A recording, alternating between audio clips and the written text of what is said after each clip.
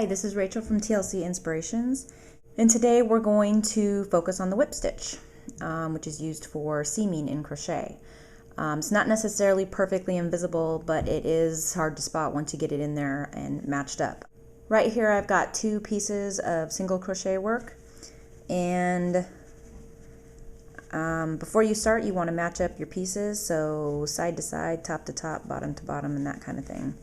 You can see that when you match top to bottom, you're going to have a nice stitch matchup. You want to match to the corners, and the stitches should be directly across from one another. On the sides, when you match up, you can see there's bumps and valleys. Those are your rows, and so you want to match them up in that way.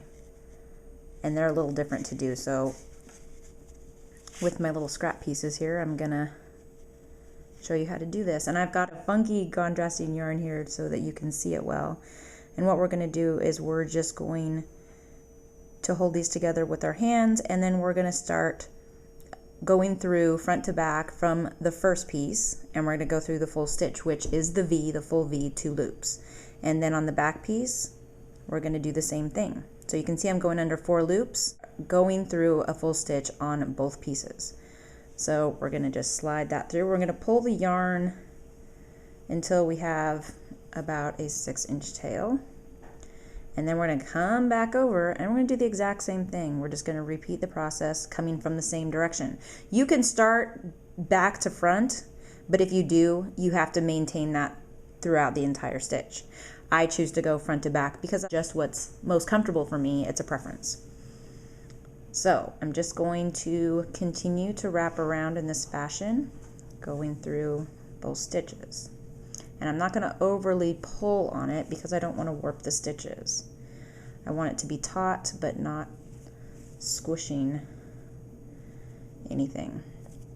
Try and keep your yarn to the right of you so you don't stitch right over the top of it.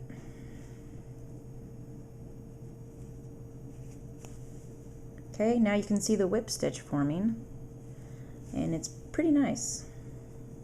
I like it. Okay, I've come to my corner. So now I'm going to let you look at what it looks like this way. And when you open it up, you can see that if that were a matching yarn, it'd be pretty invisible. There it is on the other side. So pretty simple, pretty quick.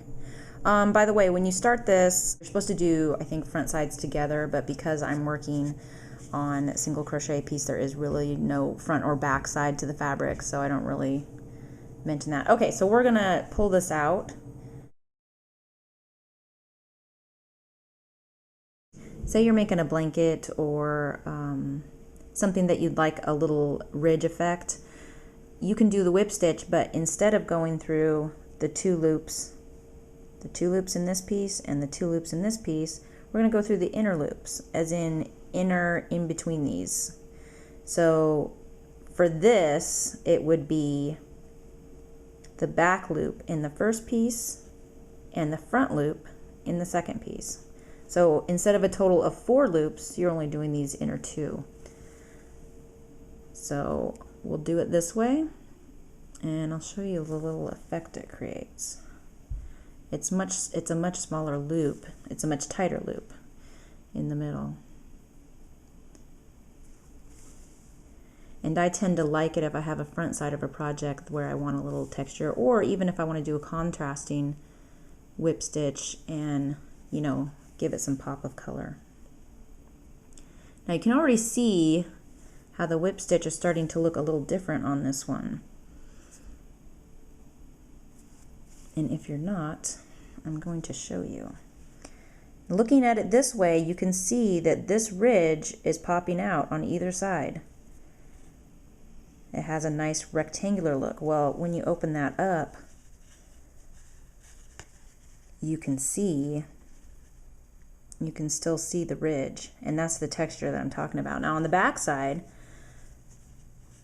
it's very flat, very flat. So it creates a nice front and back texture for you. And you can also do this with a matching color, but it will give texture on that side because you will have two raised ridges.